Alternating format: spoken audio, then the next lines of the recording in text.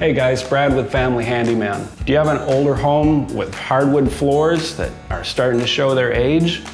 You don't need to hire a pro to refinish them. You can do it yourself with some rental equipment that you can get from a home center or a hardwood flooring specialty store. And it requires a little prep work, but we're gonna get started on this room today. And one of the things that you'll notice about this floor is all the polka dots. It's called a pegged hardwood floor.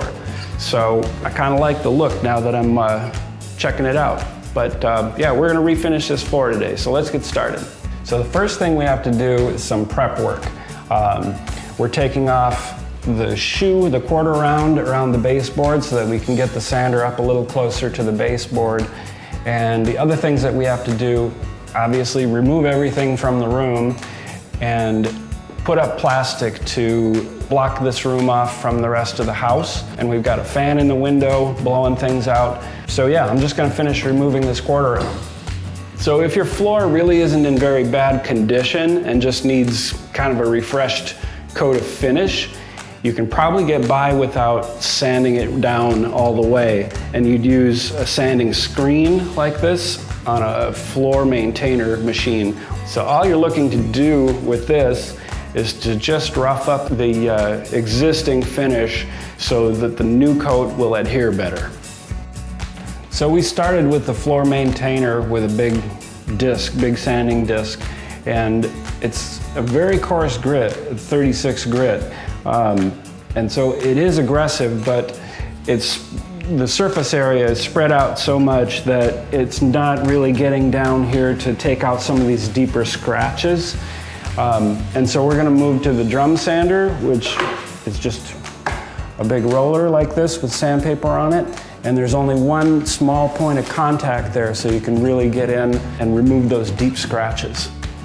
And what we'll do, we'll start at the center of the room coming this way and then turn around and go the other way. That's because of the handle. You gotta stand behind it. So the key to using a drum sander like this is to always keep it moving. This lever up here drops the drum down to the floor.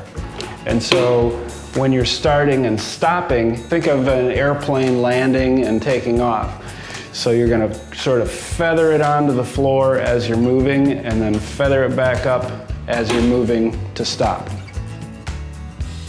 As you're sanding, you'll make a pass and then move over a little bit so you're still taking 50% of the last pass as you go.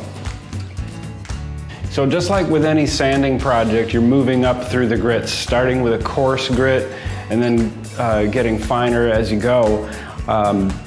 And with floor sanding, it's you start a lot more coarse than you might think. The first belt we used was a 36 grit, and then we moved up to a 60, and now for the final pass, we're using 100 grit.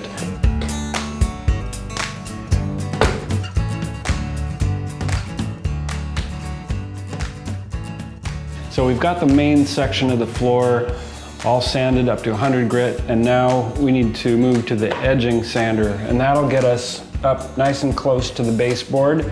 Because you can see this part protrudes from the edge of the housing, and it's got little wheels on here that swivel to help control it.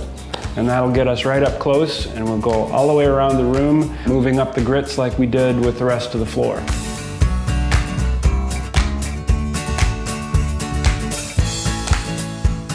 So the next thing we're gonna do is clean up the corners, because the sanding disc is round and it can't get in there. So we'll use a carbide scraper to scrape off any finish.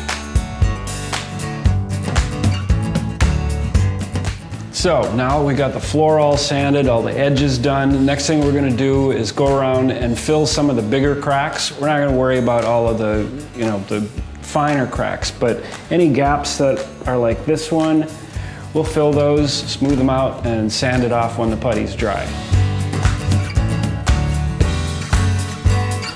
Putty's dry, so now we're gonna take a random orbit sander and sand that putty nice and smooth.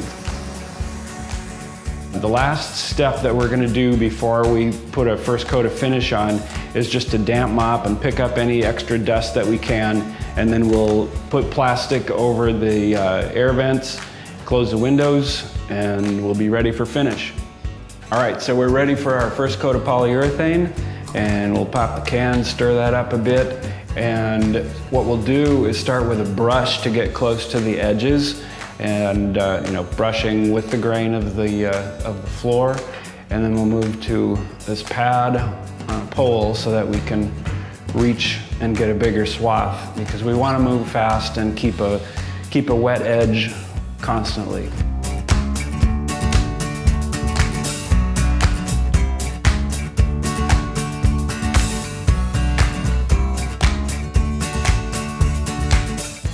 All right, so yesterday we put on our first coat of finish, and we let that dry overnight to harden up nice. And this morning we're gonna start by just doing a light scuff sanding with 220 grit, and then we'll wipe off any dust with some tack cloth and put down our second coat. After applying the second coat of finish, we let it dry overnight. Then we repeated the scuff sanding process before applying the third and final coat. We let that third coat cure for a few days, then put the quarter round back on and started moving the furniture back in.